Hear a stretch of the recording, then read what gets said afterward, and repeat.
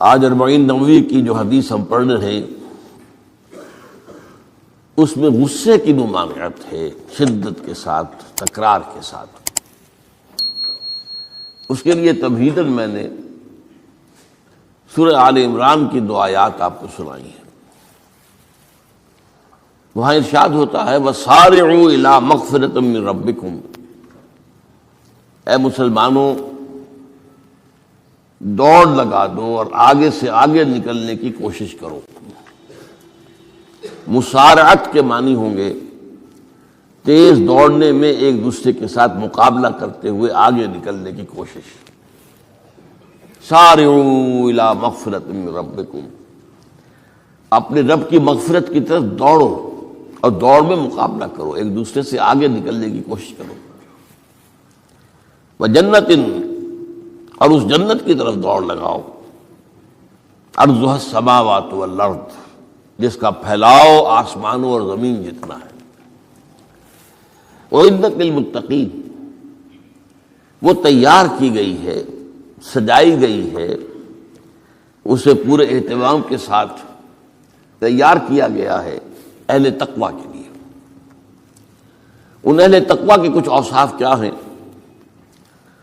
الذین ينفقون فی السراء والضراء، وہ لوگ کہ جو خرچ کرتے ہیں، مراد ہے اللہ کی راہ میں، اور اللہ کی راہ میں خرچ کرنے کی 2 مدیں ہیں۔ اللہ کی رضا کے لیے اس کے بندوں میں سے جو محتاج ہوں، جن کو کوئی ضرورت لاحق ہو، ان کی مدد کرنا، یتیم ہوں، بیوائیں ہوں، مسکین ہوں، کوئی قرض تلے دب گئے ہوں، وہ سب کے سب اس میں آ جائیں گے۔ لہذا دوسری مت کیا ہے؟ وہ ہے اللہ کے دین کے لیے خرچ کرنا، دین کی تعلیم و تعلم کا کوئی نظام بنانا، پھر یہ کہ دین کو دوسروں تک پہنچانا، اس کے لیے سارے ذرائع جو بھی کسی زمانے میں ابلاغ کے موجود ہوں ان سب کو استعمال کرنا، اس کے لیے خرچ درکار ہے۔ بہرحال میں اس عرض کر رہا تھا کہ یہ 2 مدیں ہیں خرچ کرنے کی۔ الذین ينفقون فی السراء والضراء، مسرت کی حالت میں آدمی کے پاس کافی ہے، غنی ہے، تب خرچ کر رہا ہے تو ظاہر بات ہے اس حالت میں طبیعت پر اتنا بوجھ نہیں ہوتا خرچ کرنے میں، لیکن خود تنگی محسوس کر رہا ہو پھر خرچ کرے، یہ گویا کہ اس سے اگلا ایک قدم ہے، ضراء ہے، تکلیف کے اندر بھی ہو تو خرچ کرے۔ والکاظمین الغیظ، اور وہ لوگ جو اپنے غصے کو پی جانے والے ہوں۔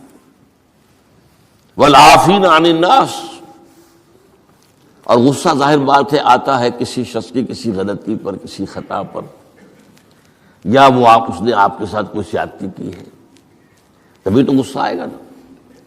لہذا غصے کو تو پی جاؤ اور لوگوں کو معاف کرو۔ والعافین عن الناس، یہ 2 کام در حقیقت ایک ہی کام کے 2 رخ ہیں کہ غصہ آیا ہے تو اسے پی جاؤ، اور جس شخص نے بھی تم پر زیادتی کی ہے، تمہارے خیال میں زیادتی کی ہے، ہو سکتا ہے وہ اپنی جگہ پر صحیح ہو، لیکن یہ کہ بہرحال تمہیں غصہ آیا ہے، اس غصے کو پی جاؤ اور اسے معاف کر دو۔ واللہ یحب المحسنین، اور ظاہر بات ہے کہ اللہ تعالیٰ کو تو ایسے محسنین ہی پسند ہے۔ اب یہاں بھی نوٹ کر لیجئے وہی درجہ احسان جو ہم پڑھ چکے ہیں بڑی تفصیل سے، حدیث جبرائیل کے حوالے سے گفتگو شروع ہوئی تھی، بعد میں پھر بھی مختلف مواقع پر گفتگو آتی رہی ہے، اور اگلی حدیث میں پھر آ رہی ہے احسان کسے کہتے ہیں۔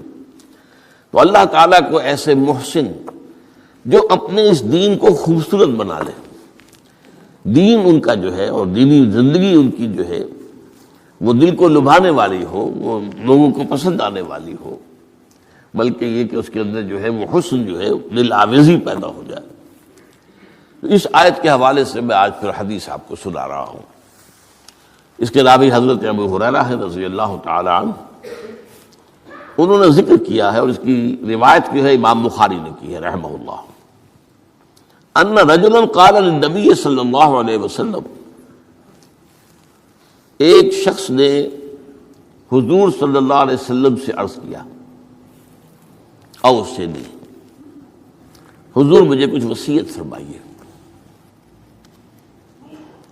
اوصا یوسی ایصاءً، وصیت کرنا، وصا یوصی توصیتاً، اس کے معنی بھی وہی ہے۔ وصا یوصی کے معنی ہو جائیں گے تدریجاً، مسلسل وصیت کرتے رہنا، نصیحت کرتے رہنا۔ اور ایک ہے، ایک مرتبہ آپ نے ایک بات کہہ دی ہے، اوصنی، مجھے وصیت فرمائیے، مجھے نصیحت فرمائیے۔ قال لا تغضب، آپ نے ایک ہی بات فرمائی، غصہ نہ کیا کرو، مغلوب الغضب نہ ہو جایا کرو، کہ غصہ آئے اور تم پر چھا جائے، تمہارے اوپر اپنا غلبہ کر دے۔ فردد مرارا، اب اس شخص کے دل میں شاید کوئی اور بات تھی، اس نے پھر پوچھا، اوصنی حضور، بس کیجیے وصیت مجھے۔ آپ نے پھر فرمایا لا تغضب، پھر پوچھا، وہ تکرار کرتا رہا اور حضور نے بھی ہر مرتبہ وہی بات کہی۔ اب اس سے اندازہ ہو جاتا ہے کہ یہ بات کتنی اہم ہے۔ تب پہلی بات تو میں آپ کو یہ بتا دوں کہ غصہ آ جانا کوئی غیر فطری بات نہیں ہے، غصہ اللہ تعالیٰ نے انسان میں رکھا ہوا ہے۔ البتہ غصے کے اعتبار سے حضرت حسن، غالباً حسن بصری رحمہ اللہ، ان کا ایک قول بڑا حکیمانہ ہے، بہت حکیمانہ ہے۔ وہ فرماتے ہیں کہ ایک انسان تو وہ ہوتا ہے جو پورا انسان ہوتا ہے، مکمل انسان ہوتا ہے، ایک ہوتا ہے نصف رجل، آدھا انسان، وہ انسانیت کے معیار پر پورا نہیں اترتا، ہاں نصف تک آ جاتا ہے۔ اور ایک انسان ہوتا ہے لیس برجل، وہ انسان ہوتا ہی نہیں، وہ حیوان ہوتا ہے۔ پورا انسان وہ ہے جسے غصہ دیر میں آئے اور جلدی رفع ہو جائے، اور آدھا انسان وہ ہے جسے غصہ جلدی آئے لیکن جلدی رفع بھی ہو جائے، یا دیر میں آئے تو دیر میں رفع ہو، یہ دونوں برابر ہو جائیں گے۔ جلدی غصہ آیا جلدی ہی ختم بھی ہو گیا، دیر میں آیا دیر لگا دی جانے میں بھی۔ اور جو شخص سرے سے انسانیت کا مستحق ہی نہیں کہ اسے انسان مانا جائے، اسے غصہ جلدی آ جائے اور دیر میں جائے، تو وہ اصل میں پھر انسان نہیں، وہ اخلاقی اعتبار سے پورا انسان کہلانے کا مستحق نہیں۔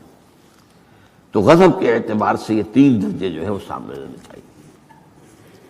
پھر مزاجوں کی بات بھی ہوتی ہے، اللہ تعالیٰ نے مختلف مزاج بنائے ہیں۔ بعض طبائع کے اندر جمال کا عنصر زیادہ ہوتا ہے، جمالی شخصیت، خوبصورت شخصیت طبعا۔ بعض جلالی مزاج کے لوگ ہوتے ہیں، یہ ہمارے بزرگوں میں بھی ہوتا ہے، دیندار لوگوں میں بھی ہوتا ہے، یہاں تک کہ نبیوں میں بھی ہے۔ حضرت موسیٰ علیہ السلام جلالی طبیعت کے آدمی تھے،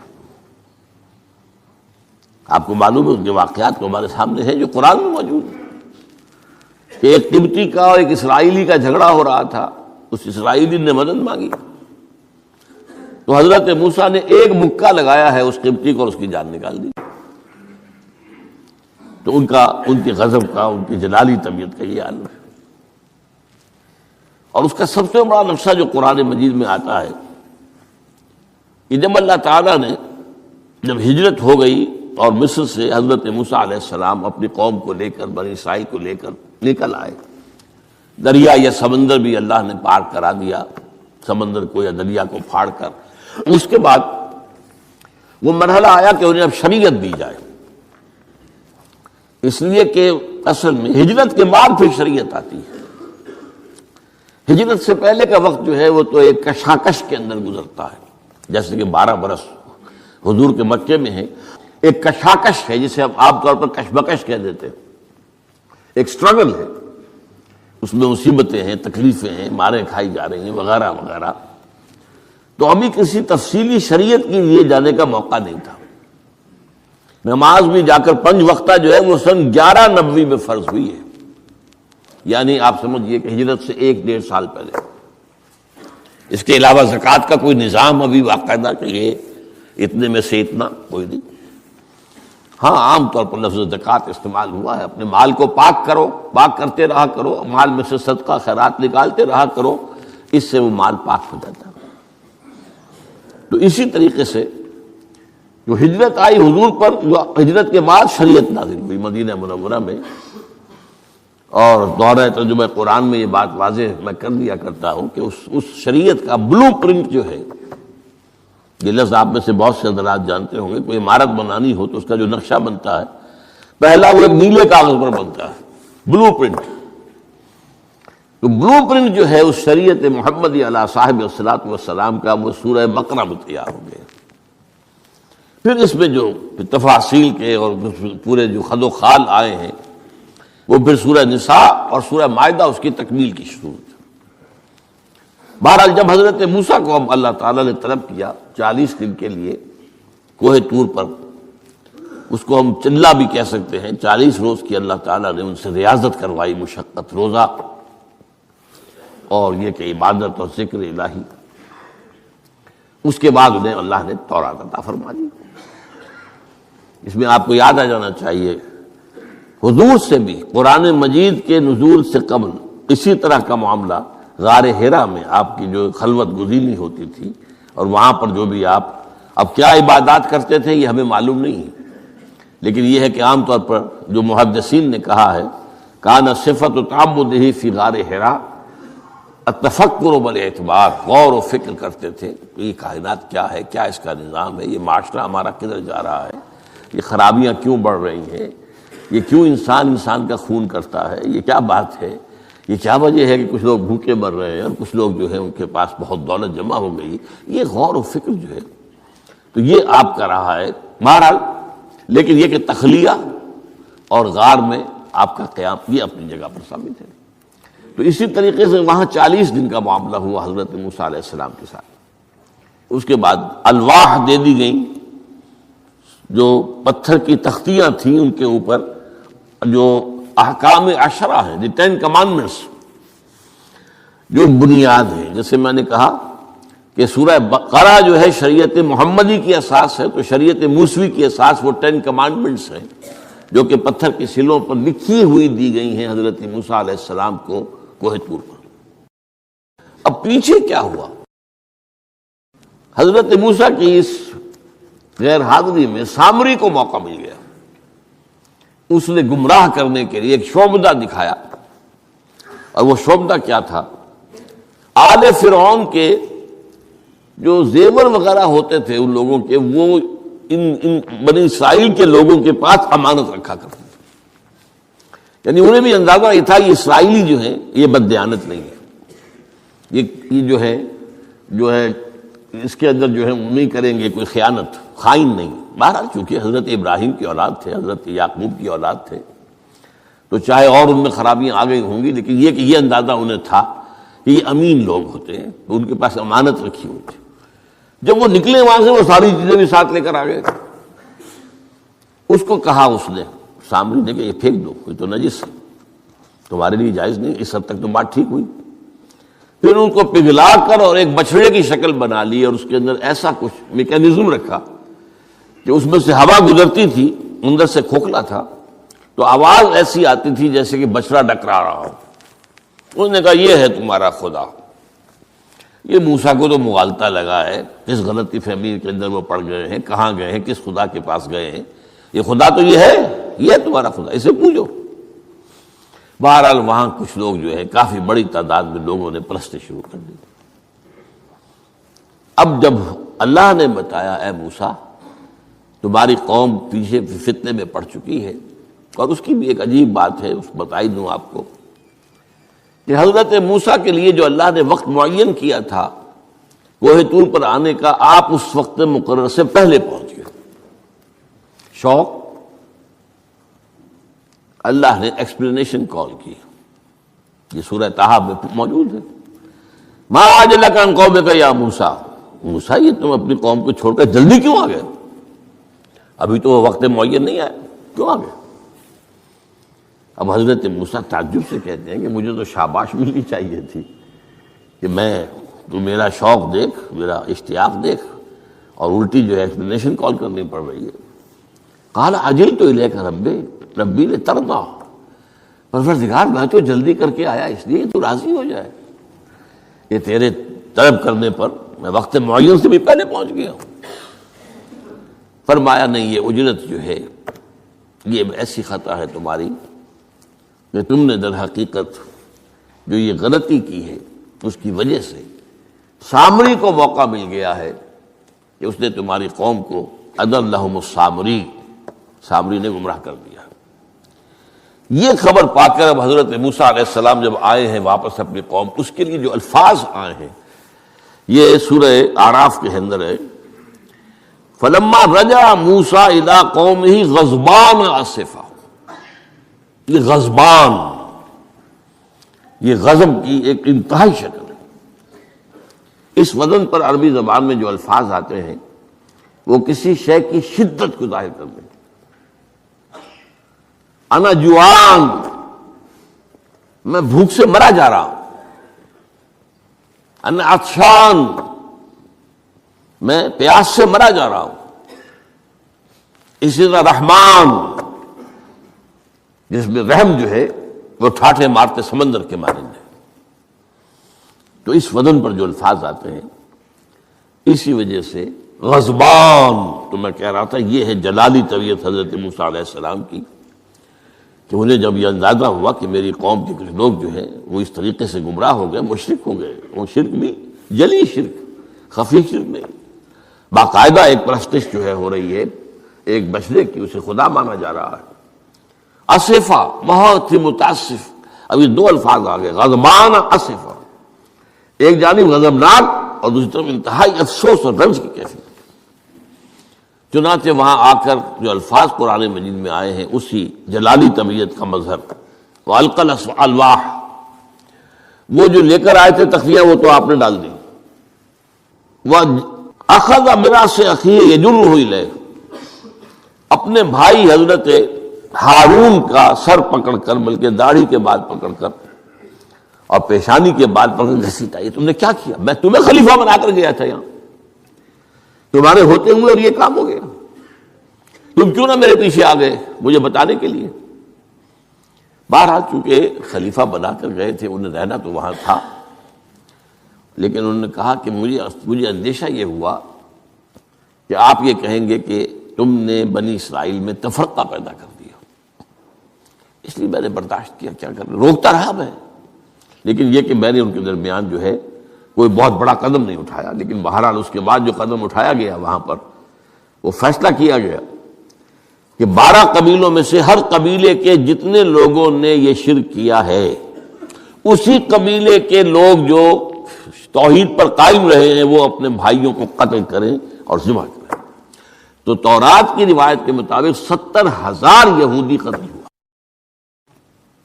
اور یہیں سے قتل مرتد کی سزا اسلام میں یہ قتل ہے۔ یہ سب بات لوگ کہتے ہیں جو منکرین حدیث ہیں آج کل اور روشن خیال ہیں، اور جو اپنی روشن خیالی کا جو سند لینا چاہتے ہیں مغرب سے، تو مغرب کا تصور تو یہ ہے کہ یہ انسانی حقوق میں سے ہے، ایک مسلمان ہے اسے اگر عیسائیت پسند آ گئی عیسائی ہو جائے، اس کا حق ہے، وہ کوئی مجرم تو نہیں۔ یہ تمہاری شریعت میں یہ کہ قتل کر دیا جائے، یہ تو در حقیقت جو بنیادی حقوق ہے انسان کے اس کے خلاف ہے۔ اسی طریقے سے ایک مرد اور ایک عورت رضامندی سے زنا کرتے ہیں، آپ کو کیا اعتراض ہے؟ یہ ان کا حق ہے، ہاں مائنر نہ ہو، چھوٹے نہ ہو، نابالغ سے زنا نہ کیا گیا ہو، جبر نہ کیا جائے، جبر کریں گے تو مجرم ہو جائیں گے، لیکن اگر رضا کے ساتھ باہمی رضامندی سے وہ کرتے ہیں زنا تو کوئی جرم نہیں ہے، ان کی مرضی ہے۔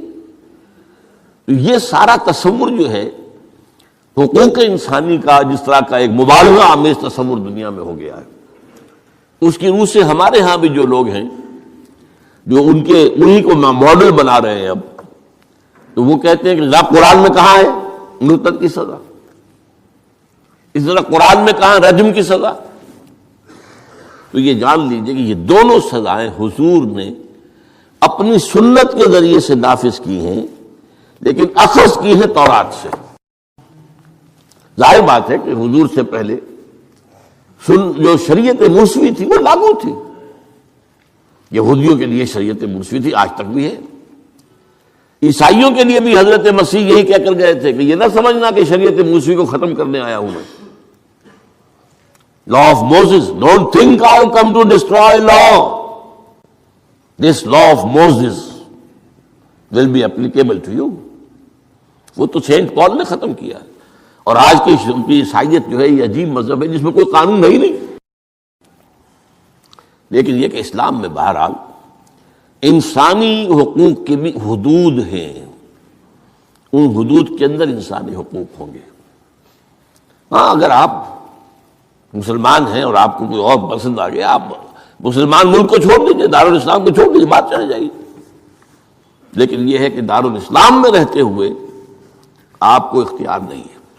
اس کی وجہ ہے کیونکہ اسلامی ریاست کی بنیاد ایک نظریے پر ہے. وہ نسل پر نہیں ہے، وہ رنگ پر نہیں ہے، وہ زبان پر نہیں ہے، نظریے پر.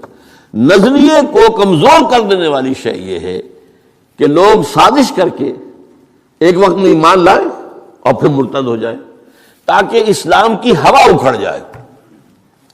اور اس کا معاملہ سورہ آل عمران ہی کے اندر موجود ہے کہ وقالت طائفۃ من اہل الکتاب آمنوا بالذی انزل علی الذین آمنوا وجہ النہار واکفروا آخرہ لعلہم یرجعون.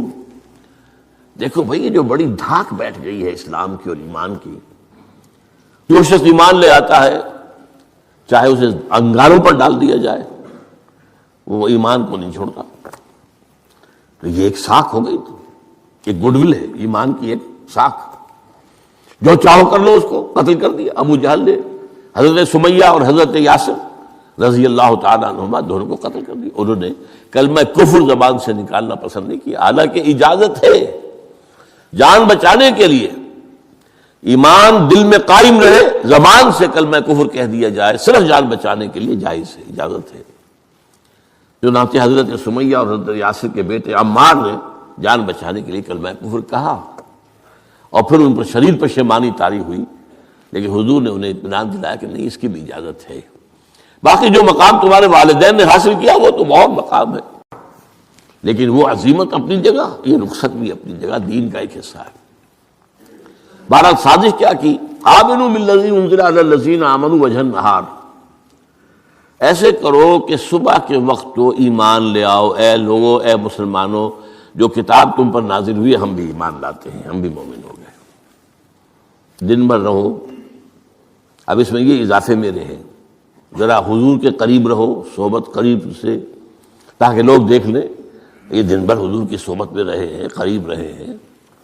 شام کو کافر ہو جاؤ، مرتد ہو جاؤ، یہ دیکھ لیا ہم نے، یہ تو دور کے ڈھول سہانے ہیں، ہم نے اندر جا کر دیکھ لیا، کوئی بات ہے ہی نہیں، کوئی خاص بات نہیں. اس سے کیا ہوگا؟ لعلہم یرجعون. کچھ نہ کچھ لوگ ضرور جو ہیں وہ متزلزل ہو جائیں گے. آخر سب لوگ تو برابر کے نہیں ہوتے، نہ ہر زن نست و نہ ہر مرد مرد. کمزور ایمان والے لوگ بھی تو تھے نا آخر، اور ان سے بھی نیچے منافقین بھی موجود تھے. لیکن کمزور ایمان والوں کے دل کے اندر بھی خدشہ پیدا ہوا ہوگا، وسوسہ اندازی کا شیطان کو موقع مل گیا کہ بھائی کوئی بات دیکھی ہوگی نا، انہوں نے بڑے بھلے لوگ تھے، بڑے اچھے لوگ تھے، بڑی نیک نیتی سے ایمان لائے تھے، اور حضور کی صحبت میں اور محفل کے اندر بڑے مؤدب ہو کر بیٹھے رہے تھے، بڑی توجہ سے انہوں نے حضور کا کلام سنا تھا. تو آخر کوئی بات تو ہوگی نا جو دیکھی ہے انہوں نے، تبھی تو وہ جو ہے وہ اسلام کو چھوڑ کر چلے گئے. اس فتنے کا سد باب کرنے کے لیے قانون بنا ہے، جو اسلام لائے دیکھ بھال کر لائے. اس لیے کہ ظاہر بات ہے کہ یہ تو اب ایک وادی، اس کے اندر قدم رکھنا ہے جس میں مشکلات بھی آئیں گی، تکالیف بھی آئیں گی. لیکن یہ کہ بہرحال اس سے رجوع کرنے کا پھر حق نہیں ہوگا. اسلام اگر چھوڑو گے تو قتل کیے جاؤ گے. یہ کنڈم کرنا اس کو شریعت اسلامی کے خلاف بغاوت ہے. قرآن میں نہیں ہے، لیکن از روئے قرآن تورات پر بھی لفظ قرآن کا اطلاق ہوتا ہے.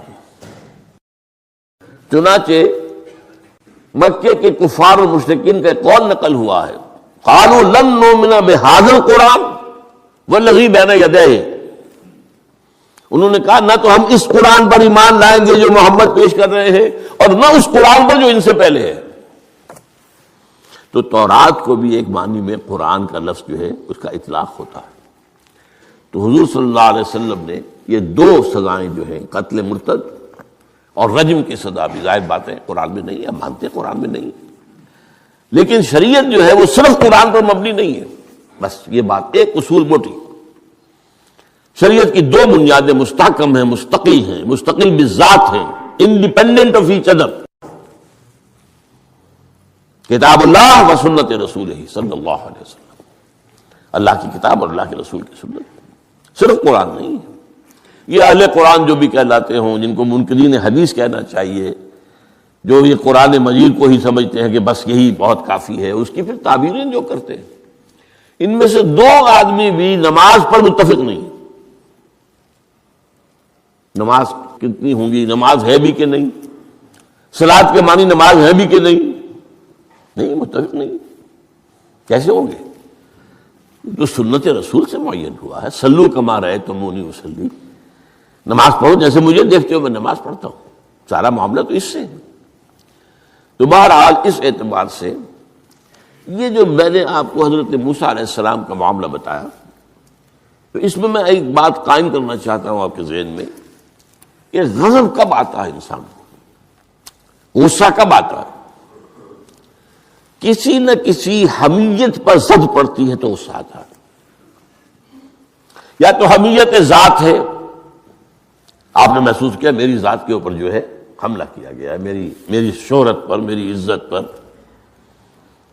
لہذا غصہ آئے، یا یہ کہ میرے خاندان پر کوئی حرف لایا گیا ہے، بے حرمتی کی گئی ہے، یا میری قوم اور وطن پر، اور یا اللہ کے دین پر، تو اس میں حمیت دینی پر غصہ آنا یہ ظاہر بات ہے کہ مستثنا ہو جائے گا ان غصوں سے جو حمیت ذاتی پر آیا ہے، یا حمیت عائلی پر آیا ہے، یا حمیت قومی و وطنی پر آیا ہے۔ لیکن یہ کہ اللہ کے دین کے معاملے میں غضبناک ہو جانا، اس میں ظاہر بات ہے کہ فرق پڑ جائے گا بنیادی طور پر۔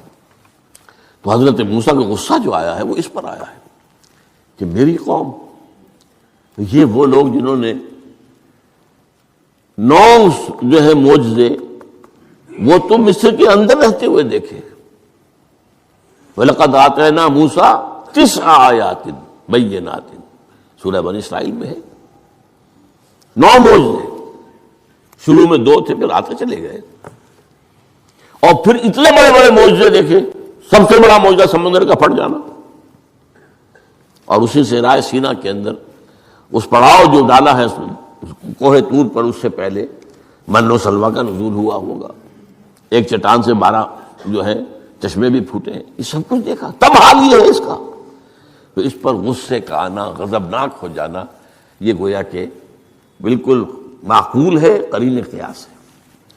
اس میں بھی ایک اور مثال ہے اللہ کے رسولوں میں سے، انہیں بھی حمیت دینی پر غضبناک ہوئے اور انہیں غصہ آیا شدید، وہ حضرت یونس علیہ السلام تھے۔ وَظَنُّونَ إِذْ ذَهَبَ مُغَاضِبًا وَظَنَّ أَن لَّن نَّقْدِرَ عَلَيْهِ، نینوا ایک شہر ہوتا تھا عراق کے شمال کے اندر، وہاں یہ بھیجے گئے تھے رسول بنا کر، انہوں نے دعوت دی، جو بھی تلقین، نصیحت، تبلیغ، حق ادا کر دیا، قوم ایمان نہیں لائی، کفر پر اڑی رہی۔ اس کے بعد یہ غضبناک ہو کر، اب یہ غضب جو ہے یہ دین کا غضب ہے، اپنی قوم کو چھوڑ کر چل دیے، لیکن یہاں ایک خطا ہو گئی ان سے۔ حضرت موسیٰ سے خطا کیا ہوئی تھی کہ وقت معین سے پہلے پہنچ گئے، فَإِنَّا قَدْ فَتَنَّا قَوْمَكَ مِن بَعْدِكَ، اس کی سزا مل گئی۔ یہاں غلطی کیا ہوئی کہ رسول جو قوم کی طرف بھیج دیا جائے، جس قوم کی طرف یا جس شہر کی طرف یا جس علاقے کی طرف، جب تک ایکسپریس پرمیشن اللہ کی نہ آ جائے، رسول جگہ چھوڑ کر نہیں جا سکتا۔ یہاں یہ ہے کہ وہ اتنے غضبناک ہو گئے کہ یہ بات جو ہے یہ ذہن کے سامنے نہ رہی اور آپ اپنی قوم سے ناراض ہو کر یہ بدبخت قوم جو ہے اب یہ تو ہلاک ہو کر ہی رہے گی، تو یہ چھوڑ کر چلے گئے، یہ غلطی ہوئی۔ چنانچہ آپ کو یاد بھی آ گیا ہوگا کہ جب ہجرت مدینہ کی اجازت آ گئی ہے اللہ کی طرف سے عام صحابہ کے لیے، تو آپ نے کہہ دیا چلے جاؤ مدینے جاؤ، آپ خود نہیں گئے جب تک کہ ایکسپریس پرمیشن، واضح طور پر معین طور پر آپ کے لیے اجازت نہیں آ گئی، اس وقت تک آپ نے مکے سے سفر نہیں کیا۔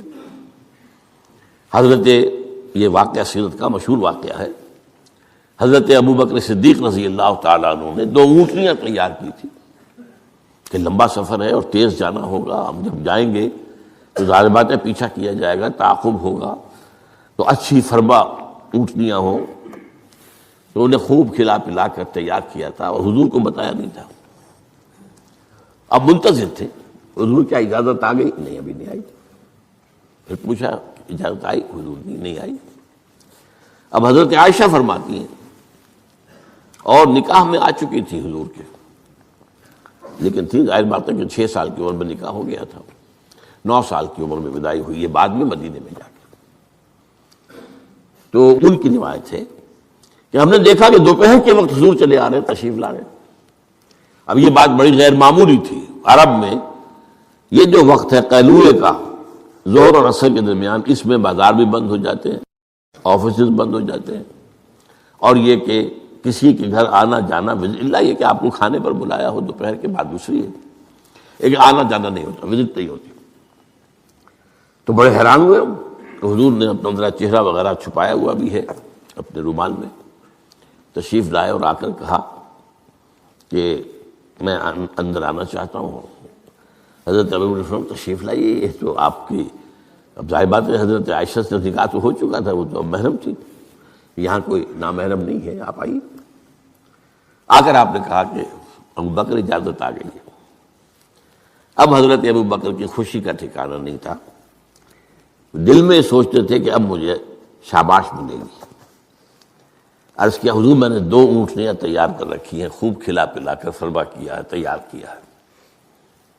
حضور نے تھوڑا سا توقف فرمایا، اچھا میں 1 اونٹنی میں استعمال کروں گا لیکن میں اس کی قیمت ادا کروں گا۔ حضرت ابوبکر رو پڑے کہ حضور کیا مجھ سے بھی مغایرت ہے؟ میں نے اپنے جان و مال میں سے کون سی چیز آپ سے بچا کر رکھی؟ سارا مال آپ پر خرچ کر چکا ہوں۔ آپ نے اشارہ کیا حضرت عائشہ کے بارے میں، تو ایک مرتبہ پوچھا ہے کہ وہ تو آپ کی بھتیجی ہے، کیسے آپ کے کا نکاح ہوگا؟ کہ وہ دینی معاملہ ہوتا ہے، تم میرے دینی بھائی ہو، یہ کچھ بھی بھائی تو نہیں ہو۔ بس اتنا کہنے کی دیر تھی، بیٹی پیش کر دی۔ تو میں نے اپنی کون سی چیز کو آپ سے بچا کر رکھا؟ یہ ان کے الفاظ نہیں ہے، یہ میں ان کے جذبات کی تعبیر اپنے الفاظ میں کر رہا ہوں، لیکن یہ واقعہ میں آتا ہے کہ رو پڑے۔ تو بہرحال یہ جب تک ایکسپریس پرمیشن نہیں آتی اس وقت تک رسول نہیں جا سکتا۔ حضرت یونس چھوڑ کر چل گئی، وَظَنُّونِ الذَّهَبَ مُغَاضِبًا، مغاضب وہی غضبناک، تو اس کو اللہ تعالیٰ نے پکڑا، اس لیے کہ یہ غلطی ایسی تھی کہ جس کے اوپر پکڑ ہوگی۔ یہ تو کار رسالت کے اندر جو اس کی شرائط ہیں ان میں سے ایک شرط کے اندر کمی ہوئی ہے، لہذا پھر وہ آپ کو معلوم ہے کہ وہ مچھلی کے پیٹ میں گئے اور وہاں انہوں نے جو ہے لا الہ الا انت سبحانک انی کنت من الظالمین، تو آپ نے جو بھی وہ استغفار کیا ہے اللہ سے، پھر اللہ نے معاف کیا۔ پھر اس مچھلی نے، ویل مچھلی کوئی ہوگی جو شط العرب میں معلوم ہوتا ہے، شط العرب میں اس نے نگلا ہے، اور شط العرب یہ دونوں دریا جو ہیں فرات اور دجلہ جب عراق کے جنوب میں آ کر ایک ہو جاتے ہیں تو وہ تو گویا کہ ایک بڑا سا چھوٹا سا سمندر بن جاتا ہے، اتنا بڑا وہ شط العرب کہلاتا ہے۔ اس سے ہو کر پھر گلف میں آئے، اور گلف سے ہو کر کہیں مکران کے ساحل پر آ کر اگلا ہے اللہ کے حکم سے اس مچھلی نے حضرت علیہ السلام کو۔ اس پر ایک تحقیقی مضمون میثاق میں ایک زمانے میں شائع ہوا تھا، میں اب اس وقت اس کی تفسیر میں نہیں جا سکتا، کہ اس علاقے میں حضرت یونس علیہ السلام کو اور پھر وہ اس کے ساحل پر پڑے رہے۔ تو معلوم ہوا کہ یہاں پر غضبناک ہو جانا اگرچہ تھا حمیت دینی کی وجہ سے، لیکن وہاں بھی جو بنیاد ہے دین کی اور جو اس کے جو شرائط ہیں ان میں سے کسی کو کراس کرنے کی اجازت نہیں ہے۔ اس میں سے اگر کسی رسول سے بھی ہوا ہے تو پھر یہ کہ اللہ تعالیٰ کی طرف سے گرفت ہوئی ہے۔ اور یہاں یہ نوٹ کرا دوں میں آپ کو، ہم جو مبالغے آمیزی کیا کرتے ہیں نعتوں کے اندر، اور آج کل انتہا ہوئی ہے ٹی وی کے اوپر، بعض چینلز کے اوپر نعتوں ہی نعتیں، نعتیں ہی نعتیں، نعتیں ہی نعتیں، پھر ان کے اندر جو مبالغے ہوتے ہیں۔ حضور نے فرمایا ہے مجھے یونس ابن متہ پر بھی فضیلت مت دو۔ اب یونس ابن متہ وہ ہیں واحد رسول جن سے کچھ خطا ہوئی ہے اور جس پر سزا ہوئی ہے، باقی اور رسولوں میں سے کسی کے ساتھ ایسی بات ثابت نہیں۔ خطا ہوئی ہے حضرت موسیٰ سے بھی، ما عجلک عن قومک یا موسیٰ، لیکن خطا جو ہے اس کی کوئی سزا حضرت موسیٰ کو نہیں ملی۔ واحد رسول ہیں حضرت یونس علیہ الصلوۃ والسلام، الا قوم یونس، اور اس کا جو فائدہ پہنچا ہے، یہ جو آج کی جدید اکاؤنٹنگ ہے، debit and credit, Hare debit کے اگینسٹ کوئی انٹری برابر کی جو ہے کریڈٹ کی ہوگی، ہر کریڈٹ کے اگینسٹ ڈیبٹ کی ہوگی۔ یہ جو ڈیبٹ ہوا حضرت یونس کے خلاف، یہ کریڈٹ بن گیا قوم کے خلاف، قوم کے حق میں، کہ عذاب کے آثار شروع ہو گئے، جس کے بعد کے کسی قوم کے لیے دروازہ بند ہو جاتا ہے توبہ کا، جیسا کسی فرد کے لیے جب موت کے آثار شروع ہو جائیں اب توبہ کا دروازہ بند ہے۔ تو جب وہ عذاب کے آثار شروع ہو گئے، وہ قوم کو یاد آ گیا کہ یہ بات وہی ہو گئی جو یونس کہا کرتا تھا علیہ الصلوۃ والسلام۔ گھروں سے نکلے آئے، پوری قوم باہر آ گئی اور چیخ چیخ کر، رو رو کر، گر گرا کر اللہ سے معافیاں مانگی، دعائیں کی، تو اللہ نے ان پر سے عذاب ٹال دیا۔ تو سورہ یونس میں اس کو بیان کیا گیا ہے کہ عذاب الہی کے جب شروع ہو جائے آثار، پھر وہ ٹل نہیں سکتا الا قوم یونس۔ یہ صرف ایک ہی مرتبہ ہوا ہے، استثناء ہے واحد، حضرت یونس علیہ السلام کی قوم۔ اب آخری نکتہ میں آپ کو بتا رہا ہوں، اس حدیث میں ایک بات بڑی اہم ہے، یہ جو آپ نے فرمایا لا تغضب لا تغضب لا تغضب لا تغضب، محسوس ایسا ہوتا ہے کہ یہ در حقیقت ہے شخصی تشخیص اور علاج۔ جو روحانی معالج ہوتے ہیں، ظاہر بات ہے کہ رسول یزکیہم، روحانی معالج سے تزکیہ کرتے ہیں۔ اسی طرح ہمارے ہاں صوفیہ جو ہیں، جنہوں نے اپنا تزکیہ کرایا ہوتا ہے کسی بزرگ سے، وہ پھر دوسروں کا تزکیہ کرتے ہیں۔ یہ ایک سلسلہ ہے جو چل رہا ہے۔ تو اس میں یہ ہے کہ اس تزکیے کے اندر پی پی کال، مطلب یہ نہیں کہ ایک ہی بات سب کو بتائی جا رہی ہے، ایسے بھی اذکار اور عاد ہیں جو حضور نے سب کو بتائے۔ ہر نماز کے بعد بعض اذکار ہیں، اللہم اعنا علی ذکرک و شکرک و حسن عبادتک، ایک وہ ہے اللہ تعالیٰ کی حضور کی طرف سے کہ یہ پڑھا کرو، آپ پڑھا کرتے تھے، یہ سب کے لیے۔ لیکن ایک ہے پرسنل، اس لیے کہ اس روحانی معالج کا کے اندر یہ صلاحیت ہونی چاہیے کہ وہ اشخاص کے اندر جو ذاتی، اب کسی کے اندر کوئی مرض ہے، کسی میں کوئی مرض ہے، کسی کے اندر دولت کی محبت زیادہ ہے، کسی کے اندر غصہ جو ہے وہ بہت تیز ہے، کسی کے اوپر شہوت کا غلبہ بہت زیادہ ہے، تو وہ جو کال ہے وہ ہوگی پرسنل کال۔ یہ گویا کہ ایک پرسنل پرسکرپشن ہے اس شخص کے لیے کہ معلوم ہوتا ہے کہ اس کے اندر یہ غضب کا اور غصے کا معاملہ جو ہے وہ ضرورت سے زائد تھا، لہذا اسے حضور نے تکرار کے ساتھ اسی کا مشورہ دیا، اسی کی وصیت فرمائی۔ سبحانک اللہم و بحمدک لا الہ الا انت سبحانک انی کنت من الظالمین۔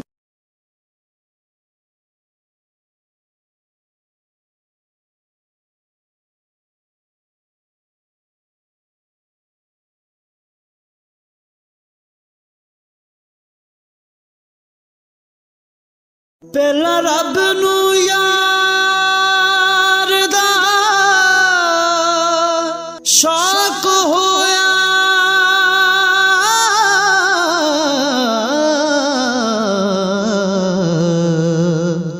نبی پاک دا کرن جمال مائیں آیا وہی لے کے ہویا ترت حاضر، تے لیا یار نے یار نو پھال مائیں۔